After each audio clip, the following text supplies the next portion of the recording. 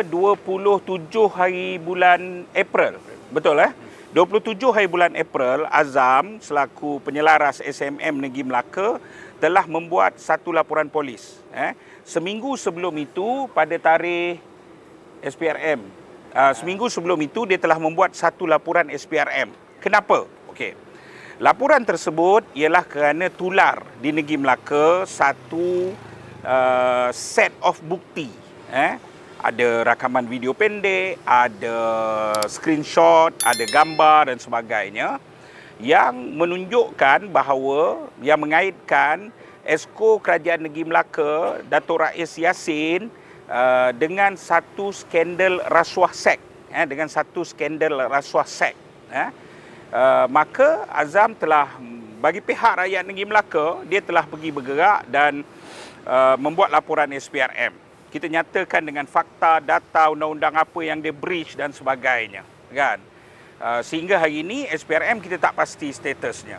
Kemudian seminggu selepas itu Azam telah tampil ke Balai Polis Negeri Melaka ke 4 Mei 27 April laporan SPRM, 4 Mei Azam muncul depan IPD Melaka Tengah untuk membuat laporan polis, sebab sepatutnya Rais menjawab dan Rais selepas laporan SPRM dibuat, Rais balas, dia kata dia tak bersalah.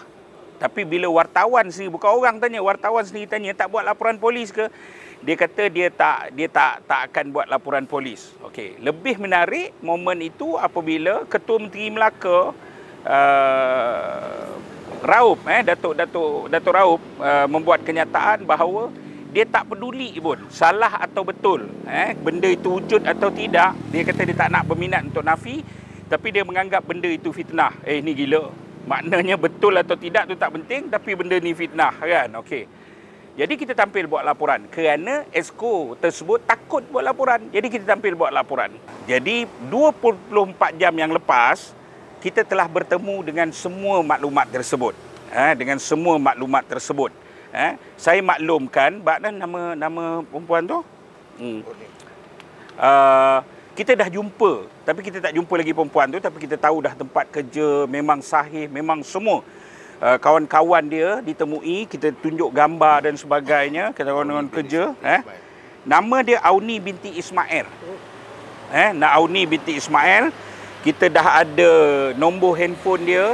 Dan dia menggunakan nombor handphone yang sama yang masih dia berhubung dengan Esko, yang dikatakan Esko itu, kan? Dia asal mana, alamat mana, sekolah mana, buat first degree dekat mana, semua kita dah dapat. Kerja di mana, kereta apa, semua kita dah dapat. Perakam kita dah dapat. Okey. Jujurnya pemberi maklumat yang memberi kita maklumat itu tampil dan menolak tawaran tunai tersebut. Dengan dia bagi tahu bahawa dia buat ni bagi pihak rakyat. Dia bersungguh muncul. Cuma dia kata dia tak tahu nak bagi dekat siapa.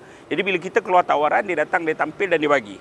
Kita ada satu set maklumat dengan thumb drive. Dan setelah carian kita buat, kita dah dapat semua rakaman. Kita dah dapat dalam bentuk video. Ini masalah dia ni buat kerja rakam.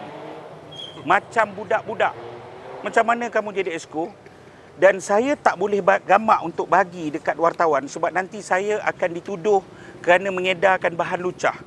Tapi saya nak bagi tahu sampai hantar gambar bebet. Ini yang kita nak panggil dia lepas ni Datuk Bebet.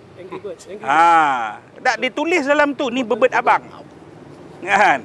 Saya rasa ini sangat teruk dan sangat jijik. Pertama, kamu ada duit. Kamu UMNO, kamu kata kamu bela Melayu, kamu bela Islam.